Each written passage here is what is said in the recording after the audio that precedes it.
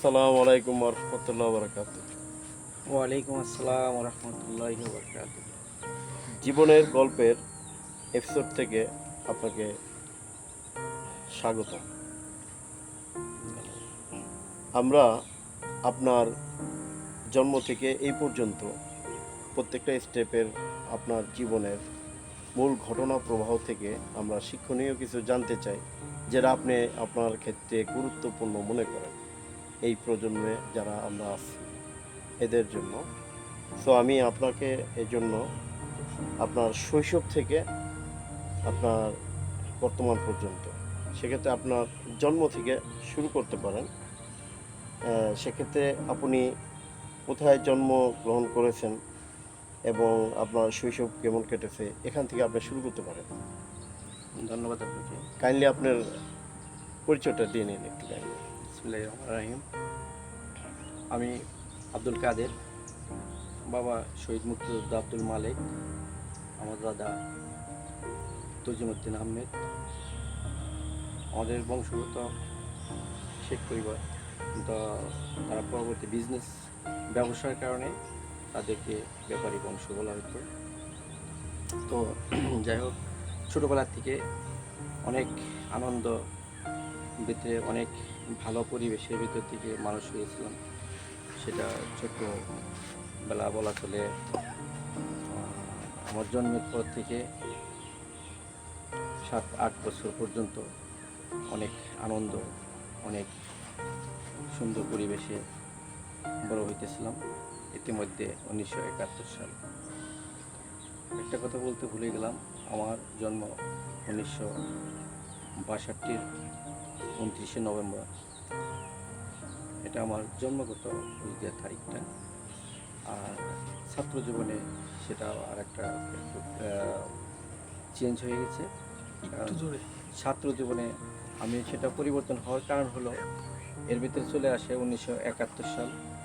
1971 সালে যে আমার বাবা শহীদ মুক্তিযোদ্ধা আব্দুল মালেক, আমার চাচা আব্দুল সুবহান, উনি আর্মি একজন সুবেদার মেজর ছিলেন। তো আমার আব্বা ছিলেন প্রাইমারি স্কুলের টিচার।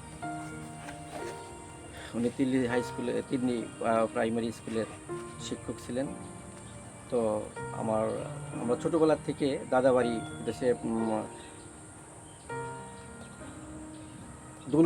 দৌলতপুরের থানার ভাদ্রা গ্রামে, কাপশাইল গ্রামে, দৌলতপুর থানা, ধামসর ইউনিয়ন, কাপশাইল গ্রাম। তো এখানে ছোটোবেলায় এখানে আমার জন্ম। তারপরে পরবর্তীতে আমার বাবা আমার নানার বাড়ি এলাকায়, ওখানে আমাদের একটা বাড়ি করে, ওই বাড়িতে আমরা ওখান থেকে বড় হইতে থাকি। তো ওখানে যাই, ওখানে নানা বাড়ি, আর রকমের হাজিবাড়ি নামে পরিচয়। একটা হাজিবাড়ি পুরোনো হয়েছে।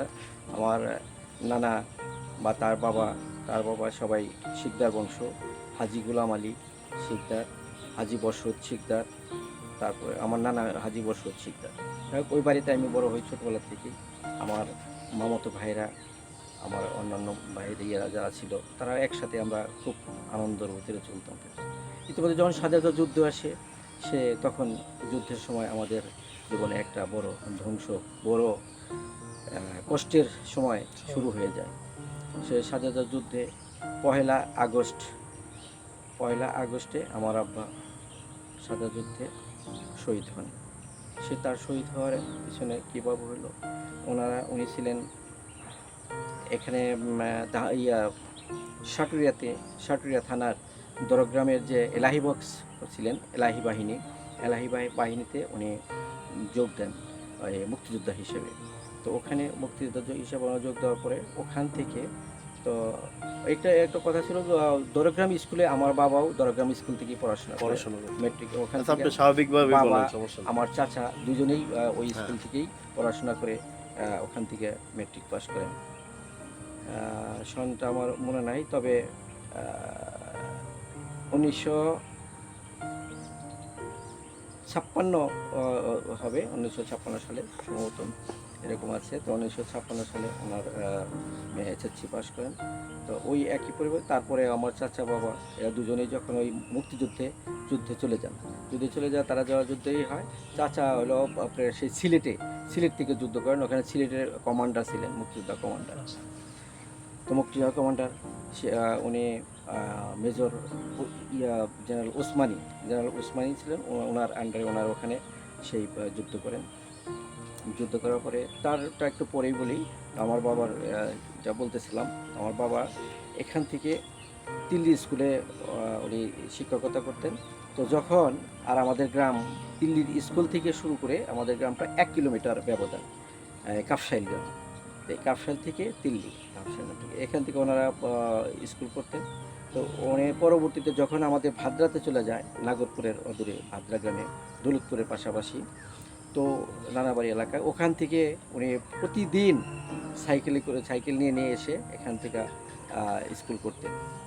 তো স্কুল করার এক পর্যায়ে, তো যখন যুদ্ধের সময় উনি ওই এলাহি বক্সের দল থেকে, অর্থাৎ ওনার যারা আরও ছিলেন, সহমুক্তিযোদ্ধা ছিলেন, তাদেরকে নিয়ে কমান্ডার সাহেবের কাছে বলে যে আমার ওই এলাকায় তখন পুরাও পাক বাহিনীরা আর তার দালালেরা এইগুলা সমস্ত মিলা দোসরা এমন পরিস্থিতি করে, ওই ভাদ্রা এলাকাটা বেশিরভাগ হিন্দু এলাকা, হিন্দু থাকাতে এই এলাকার ভিতরে পুরো জ্বালাও পোড়াও শুরু করে দিচ্ছে। ওনারা ওই অত্যাচারটা সহ্য করতে না পারে, তারা করলো কি, এখান থেকে ওনার গ্রুপের লোকজন নিয়ে তারপর ওই দিকের যে আরও মুক্তিযোদ্ধা আছে তাদের সঙ্গে করে তারপর ওনারা সেই যুদ্ধের জন্য প্ল্যান করতেছিল রাত্রিতে, ভাদ্রা হাজিবাড়িতে বসে, আমার নানা বাড়ি। তো হাজিবাড়ি তারা অনেক প্রতাপশালী, অনেক বড় বাড়ি। তো ওই বাড়িতে বসে এটি করছে, বাড়ির সামনে দিয়ে রাস্তা ওখান থেকে দৌলতপুর যাওয়া যায়, ভাদ্রার দিকে দৌলতপুর 1 কিলোমিটার দূরে। তো যাই হোক, ওনারা রাত্রিতে যখন গোপন মিটিং করতেছিল, তাদের মিটিংয়ের আমার এটা আমাদের আত্মীয় স্বজন বা তারা প্রতিবেশী যারা তাদের থেকে জানা, প্লাস মুক্তিযোদ্ধাদের কাছ থেকে জানা পরবর্তীতে। তো ওনারা যখন মিটিং করতে থাকছিল, তাদের মিটিংয়ের একটা ছিল যে পরের দিন ওই রাত্রিতে তারা ওই দৌলতপুর রাস্তাটা, তখন তো বর্ষা মাস, রাস্তার ভিতরে কয়েকটা কালভার্ট আছে, তো বাংকার, ওখানে কালভার্টের ওখানে বাংকার দিয়ে তারা করবে কি, ওই ওদেরকে গতিরোধ করবে, রাস্তার বাংকার দিয়ে ব্রিজগুলো উড়িয়ে দিবে, দিলে তাহলে তারা পাক বাইরে ওরা ঢুকতে পারবে না। এই হলো তাদের প্ল্যান, এগুলো প্ল্যান করতেছে। ইতিমধ্যে ওই পাক বাহিনীর যে দালালরা আছে, ওরা টের পায়া, রাজাকাররা টের পায়, তারা করছে কি, যা ওই মুক্তিযোদ্ধা অফিসে খবর দিছে, পাক বাহিনী অফিসে খবর দিছে, দৌলতপুরে খবর দিছে। পরে ওনারা রাত্রেই মার্চ করে তারা লোকজন চলে আসছে, ওই পাক বাহিনীরা আইসা বাড়ি ঘেরাও করে ফেলছে, রাস্তার সাথেই বাড়ি, চোরদের ঘেরাও করছে। এরা টের পায়া সাথে সাথে গুলি শুরু করছে, এরাও গুলি করছে, এরাও গুলি, দুই গুলি করে এক পর্যায়ে আমার আব্বা গুলিবিদ্ধ হয়ে উনি শহীদ হন। এরপরে আরও একজন আছে, সেও গুলি খেয়ে চলে যায়, তারা পিছন দিয়ে, তারা পরিস্থিতি দেখলো ওরা অনেক, আর এরা হলো 5-6 জন, 6-7 জন এরকম ছিল। এরা তার আস্তে আস্তে পিছন দিয়ে, বাড়ির পিছন দিয়ে গুলি করতে করতে চলে যায়, ওরা পরে ধরতে পারে না। এই পরিস্থিতি হলো। পরদিন আমার আব্বাকে ওইখানে, ওই ভাদ্রাতেই, এখন বর্তমানে ওখানে একটা কবরস্থান আমার মার নামে, শহীদ আব্দুল আনোয়ারা বেগম জামে মসজিদ নামে একটা মসজিদ হয়েছে। ওই আমাদের ওই বাড়িতেই আমরা থাকতাম, ওই বাড়িতে ওই মসজিদের পাশেই ওখানে আমার আব্বাকে তখন কবর, এলাকাবাসীরা সবাই এটি করে, তারপরে মুক্তিযোদ্ধা অফিসে খবর দিয়ে তারা করে। ওই সময় তো খুব থমথমে অবস্থা, আমরা ছোট, যদি আমার বয়স 7, 8, 9 এরকম হবে, 71 তো প্রায় 9-এর মতো। তো আমার স্পষ্ট অনেকটাই মনে আছে যে এই পরিস্থিতি। যাই হোক, সেই হিস্ট্রি। এরপর আমরা ওখানে আমার পরিস্থিতি হয়ে, যখন বর্ষা মাসটা কেটে গেল, মা আমাকে নিয়ে আমাদের এই বাড়িতে, দাদাবাড়ি এলাকায় চলে আসলো, যেখান থেকে আমার স্বামী নাই, এই এলাকায় আমি আর থাকবো না। মা আমাকে নিয়ে চলে আসে, আসার পরে এখান থেকে আমরা আস্তে আস্তে, তো আমরা সেই হিস্ট্রি শুনলে কি বলবেন, যে মুক্তিযোদ্ধাদের হিস্ট্রি, রাত নাই দিন নাই সমানে শুধু কান্নাকাটি ছিল শুধু আমাদের ফ্যামিলিতে। ও ঘরে দাদা কাঁদে, দাদি কাঁদতেছে, ওই ঘরে আমার মা কান্না করে, ওই ঘরে চাচি কান্না করতেছে, এই অবস্থা, খালি কান্না করে, কুকুরা কান্না করে। তো এই পরিস্থিতি, আমরা ওই কান্নার করতে করতে কে আমাদের যত্ন করে, কীভাবে খাবার কী করে, কিচ্ছু না। তো এই পরিস্থিতি করতাম, রাত্রে ওই সন্ধ্যায় কান্নার আওয়াজ করতে করতে এক পর্যায়ে ঘুমিয়ে যেতাম, সকালবেলা আবার তাদের এই কান্নার আওয়াজে আবার ঘুম দিয়ে যেতাম, এই পরিস্থিতি ছিল। যাই হোক, এক পর্যায়ে এই পরিস্থিতি আস্তে আস্তে করতে করতে পরবর্তীতে আমার বাবা আবার ওইখানে নানাবাড়ি এলাকায় বেশ কিছু সম্পত্তি দাদার বাড়ি এলাকাতে এখান থেকে বিক্রি করে, প্লাস তারা আরও কিছু ওই ইতিহাস ছিল অনেক বিক্রি করে ওখানে বড় একটা জমি কিনে, এখানে জমি জমা ছিল, ওই জমির উপর ভিত্তি করে আমাদের পরে ওখান থেকে ফসল টসল আনতো, এরকম করে চলতে থাকতো।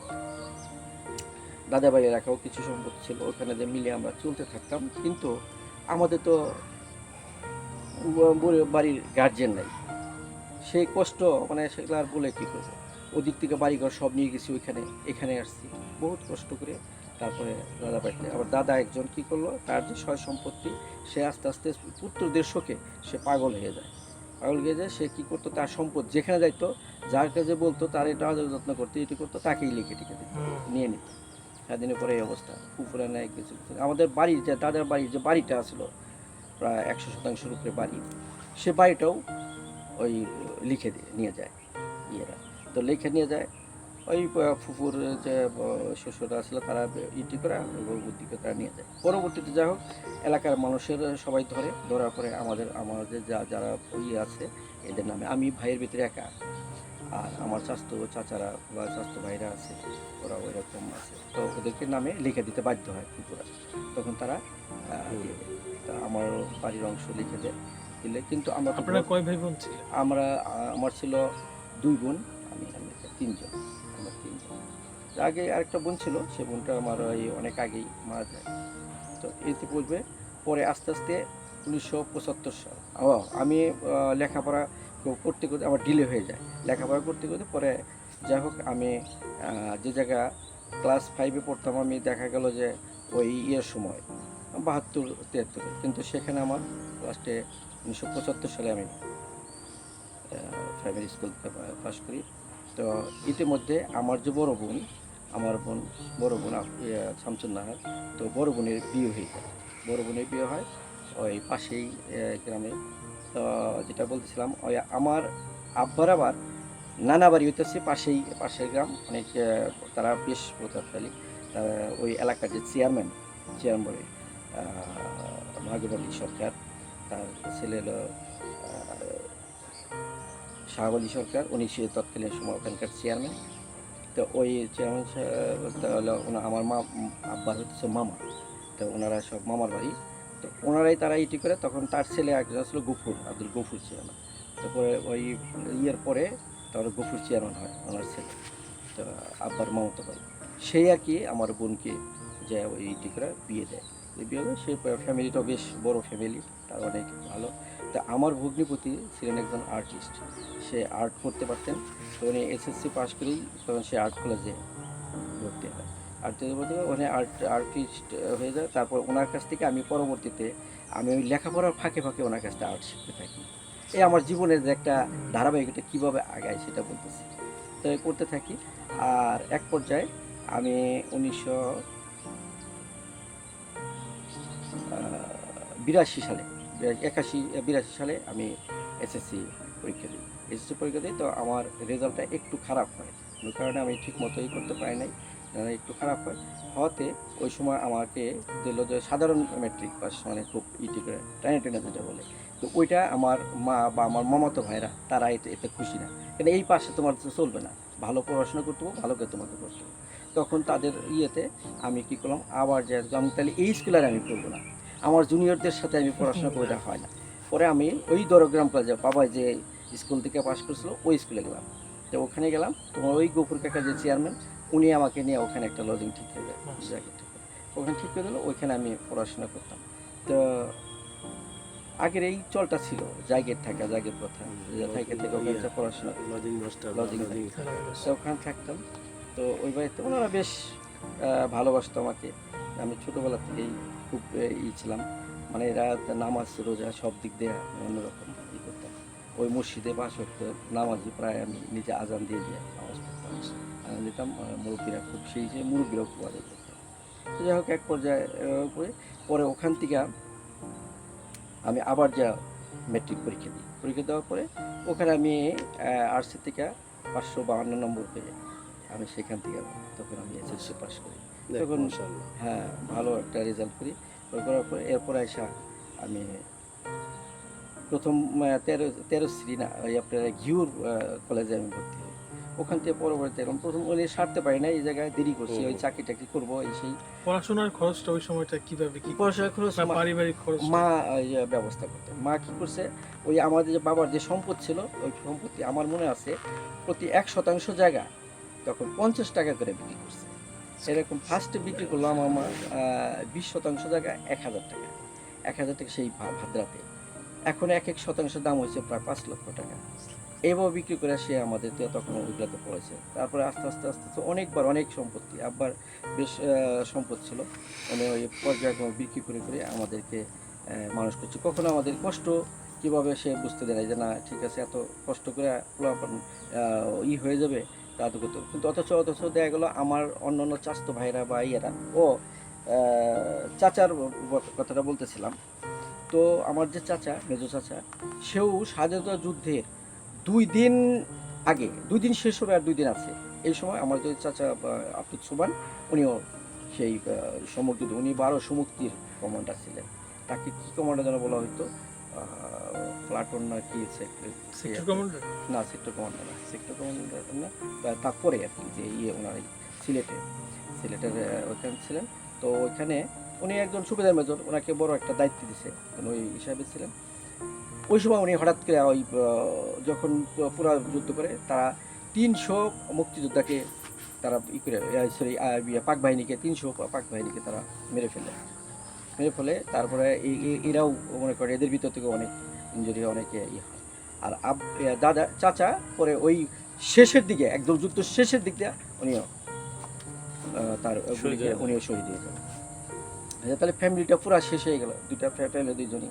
তারপর ফোর্থ বাইটারা আছে, অন্যান্য যারা আছে আমার প্রতিবেশীরা আছে, এরা সবাই মুক্তিযোদ্ধা, অনেকেই মুক্তিযোদ্ধা করছে। তারা প্রত্যেকেই পরবর্তীতে আর্মিতে চলে যায়, কেউ রক্ষী বাহিনী, কেউ হইতে বিভিন্ন পর্যায়ে। তো আমার একটু বড় তো তখন অনেকটাই মনে আছে এই পরিস্থিতি। তো কি বলবো, সেটা সেই স্মৃতিগুলা এখনো মনে পড়লে সব কিছু। তারপরে ওই ছাত্র ভাইরা যারা আছে, ওদের সম্পত্তি তো তারা বিক্রি করে সেই সিলেটে গেছে। তো সিলেট থেকে যখন কাকা মারা যায়, কি অবস্থা, কোথায় কোন সম্পত্তি, কিছুই তারা আনতে পারে নাই, কিছুই আনতে পারে নাই। তো ওনারাও একদম নিঃস্ব হয়ে এদিকে চলে আসে। আর আমাদের বাড়িতে আমরা তো যাই হোক ওইখানে সম্পদ থাকাতে মামাতো ভাইটারা আছে, তারা কিছু কিছু করে বিক্রি করে দিত, আর আমরা এদিকে চলতাম।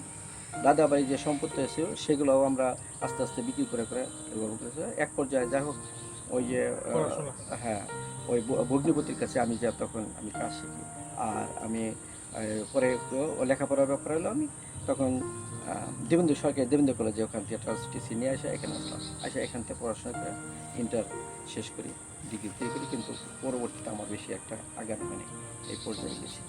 তো ইতিপূর্বে যে ওই যে আমার ভগ্নিপতি যে আর্টিস্ট, ওনার কাছ থেকে আমি ডিজাইনের কাজ শেখাতে, তো আমি এদিক দিয়ে খুব ভালো রেজাল্ট করি ওনার কাছে, এটার ব্যাপারে বেশ পারদর্শী হয়ে যায়। তো উনিও একজন নামি দামি ডিজাইনার ছিলেন।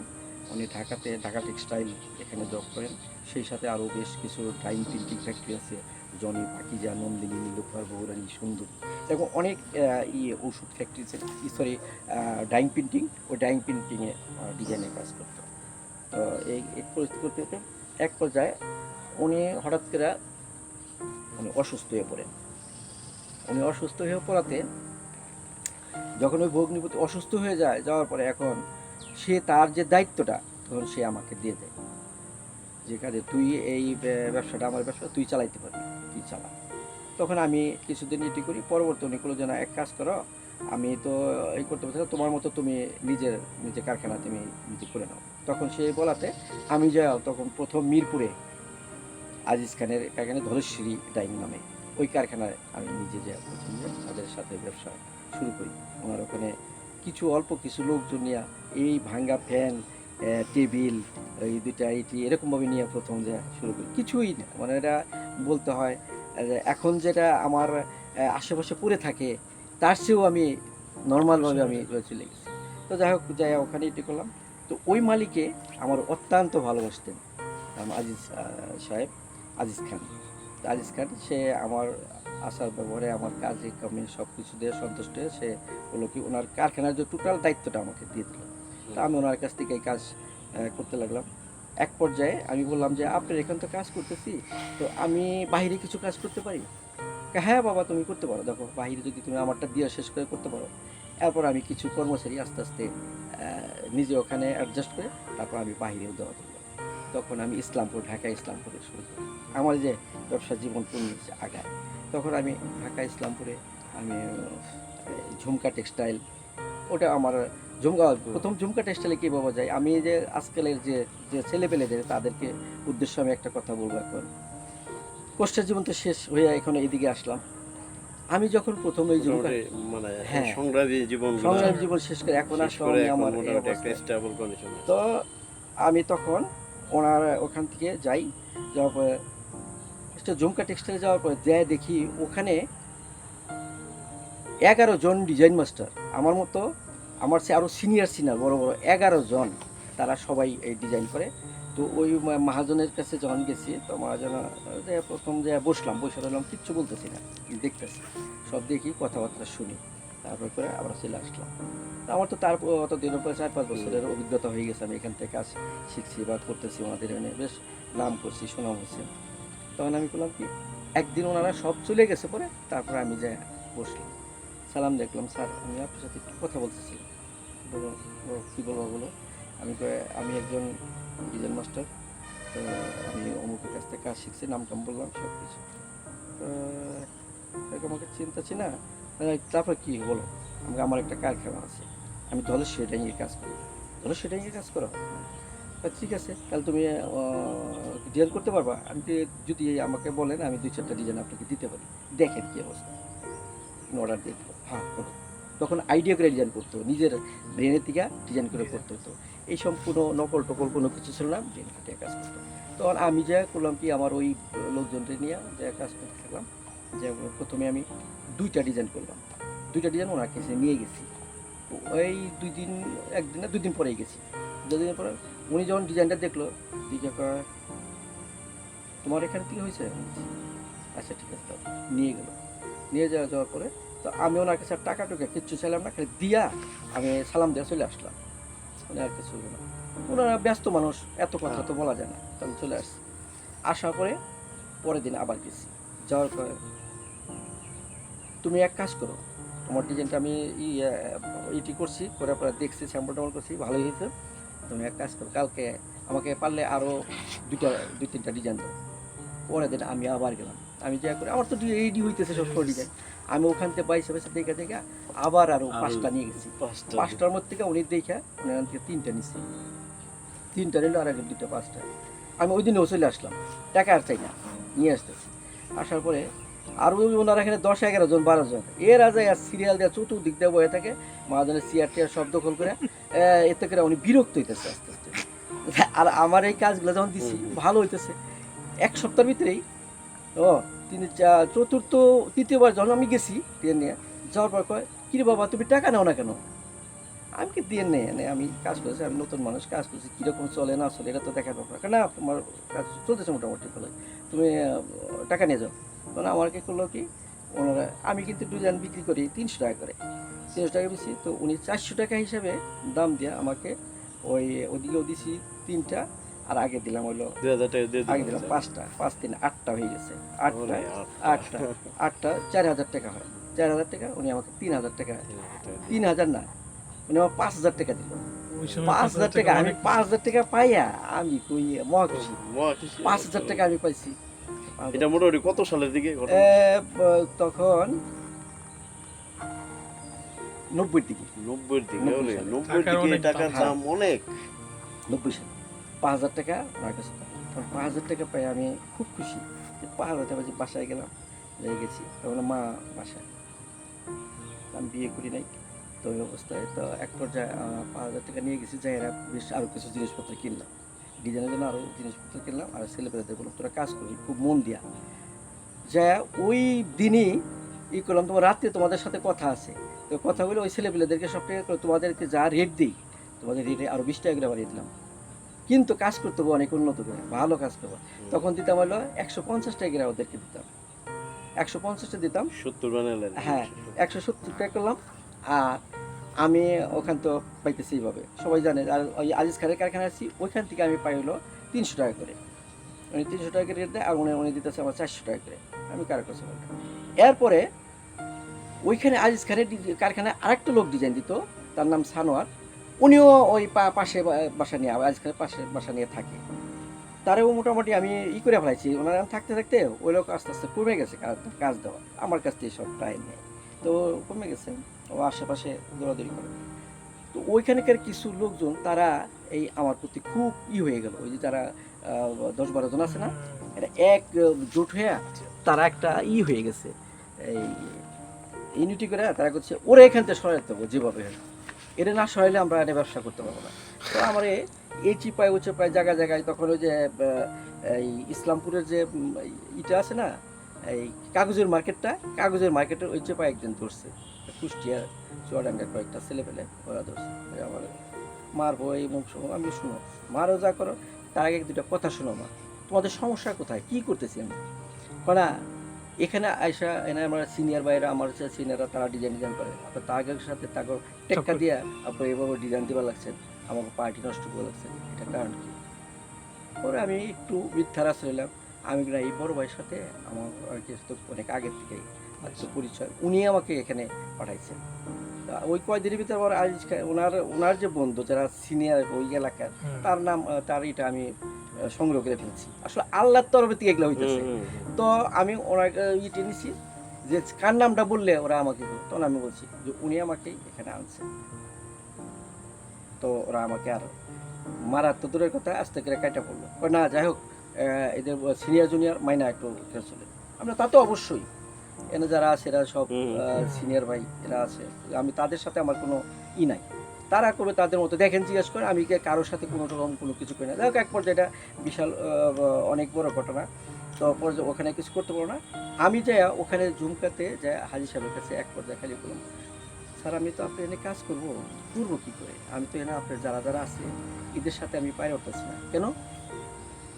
ওরা আমাকে একটু হুমকি দামকি দিচ্ছে, কোনো কি করতেছে, তোর কেউ নাই। তখন ওই মুহূর্তে আমি দিচ্ছি, যদি অবৈধানে আমি বলতে পারি, আর যদি আপনি বলেন তাহলে কিন্তু আমার ওরা মেরে ফেলবে। আচ্ছা ঠিক আছে, আমি দেখতেছি। এটা বুদ্ধিমান লোক না।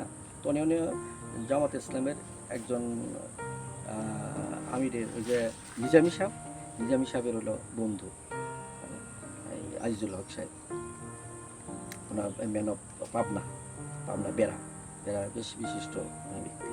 তো উনি হলো, তুমি একটু চিন্তা করবে না, যা করলে আমি করুম, টেকনিকই করুম, তুমি কিচ্ছু বলবে না, তুমি কাজ করে যাও। এর মধ্যে এই 1 মাসের ভিতরে প্রায় 6-7 জন ওখান থেকে আউট হয়ে গেছে। আছে মাত্র হাতে গোনা 5 জন আছে। মানে 5 জন আছে, এই 5টা তো দেহও যেমন সেরকম এটি। তো ওর সাথে চিন্তা ভাবনা করি, আমি বললাম মানুষ তখন 80 শুরু বুঝে কি অবস্থা 90-র দিকে। তো পরে অনেক লোকই একটার পর একটা বিভিন্ন দোষ দরিদ্র বিভিন্ন কিছু করে সরাইতেছে। ওই যে সানোয়ার নামে যে আমার অনেক একটা, ওর সাথে একদিন কথাবার্তা, তো কাদের ভাই কীভাবে কী করেছেন, আপনার সাথে তো কোনোভাবে খোলাইতে পারি না, কাজ করে আপনি আমার এনে আইসেন। তো গেছি, যাওয়ার পরে অনেক কথা বললো। আমি তো সানোয়ার ভাই, আপনি যে ডিজাইনগুলো নিয়ে আপনি অনেক কয় টাকা করে পান? পাই তো 400 টাকা করে দেয়। আমি 400 টাকা, আমি আপনি 300 টাকা করে দিই, যা ডিজাইন আপনার কোনো বাছাবাছি নেই, যতটি করেন সবগুলো আমি নেবো। ও তো মহা খুশি, শুনে আমি করে ওরে ফালাই এলি, ওরে হলো অনকার আর কি, ওটা ওরে দিলাম। ওর কাছ থেকে সমস্ত ডিজাইন, তাতে করে কতটি হয়? সপ্তাহে 10টা হয়, সপ্তাহে না, সপ্তাহে 10টা 15টার মতো হয়, 15টা হয়। কিন্তু 15টাই আমি আপনার কাছ থেকে, না আমার পার্টি পত্র আছে না, আমি তাহলে 5টা রাখেন, আর আপনি 10টা আমাকে দেন, 10টার টাকা আপনি ক্যাশ টাকা দেবেন। এরপর আমি তো ঝুমকাতে প্রচুর টাকা, আমি তখন ডিজাইন দিতেছি 8টা 10টা করে একই সময় মাল দিতেছি। ওনার কাজ করতে করতে আমি অন্যান্য এই সাথে শুধু ওই জায়গায় বসে থাকি না, আমি যাই জনিতে, জনি পিনসারি নাম না, জনির একদম ডাইরেক্ট মালিক যে কথা বলতেছি, যে ওনার তখন জনি তো নিজের কোনো কারখানা নেই, তো উনি বিভিন্ন পার্টির কাছ থেকে মাল নেয়। তো ওই কারখানার মালিককে বলে দিল, এর কাছ থেকে কিছু মাল তো ঝুমকার মাল তো প্রচুর চলতেছে, তো ঝুমকার মানের আছে চাহিদা, ঠিক আছে দেন ঝুমকার যে স্টাইলের কিছু ডিজাইন। ওরা চাইছেন না ঝুমকার ডিজাইন মাস্টারটা কিরা, এরা পাইতাম, দেখতে পেতাম, আমি তার মধ্যে গেছি। এবার আমারও পাইছে না, পাইয়া বাস আমার থেকে ওনারা ডিজাইন করছে। নেওয়ার পরে আমি জনিতে পাওয়া মানে কি, এগুলো কমপক্ষে 20টা কারখানার সাথে তার, তো আমি তো 20টা কারখানা চিনি না, তাদের সাথে চিনি না। তো ওই জুমকে আমি বললাম যে স্যার আমি তো ডিজাইনগুলো ওই পার্টিতে দিতে পারবো না, আমি ডিজাইনটা আপনার কাছে দেবো, আপনি আমাকে টাকা দেবেন। তো কত করে? 500 টাকা করে। আসল কোটি 1000। জমিতে যাই বললাম 1000 টাকা। তখন আচ্ছা ঠিক আছে, আমরা 1000 টাকা দিয়ে দেবো। দেখছেন কোথা থেকে? পরে 400 টাকা থেকে আমি ওনার কাছ থেকে 1000 টাকা কেনা টিকা করছি। এরপরে ওর কাছ থেকে আবার 10 টাকা আনি।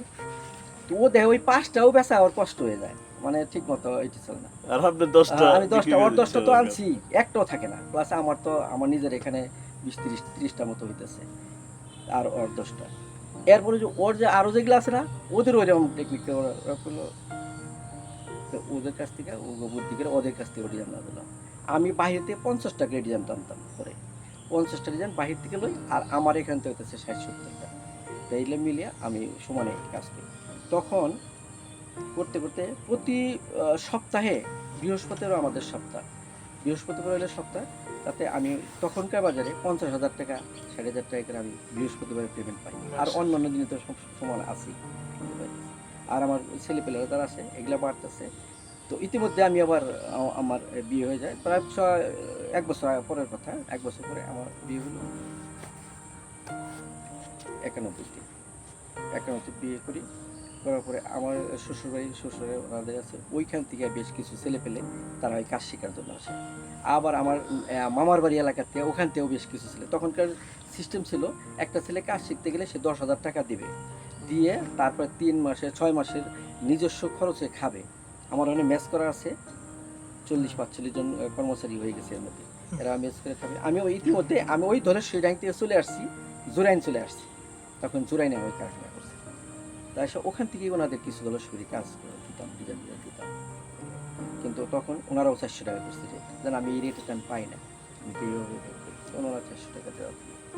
তো এক পর্যায়ে কাজ করতাম, আমাদের ছেলেপেলেদেরকে আমি 200 টাকা করে দিচ্ছি।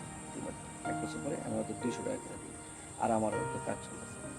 তখন আমি দেখছি আমার সপ্তাহে যদি আমি 150 ডিজাইন করতে পারি, 150 ডিজাইনে আমার সমস্ত খরচ খরচ বাদ দেওয়া সব কিছু 150 ডিজাইনে আমার 15,000 টাকা থাকে।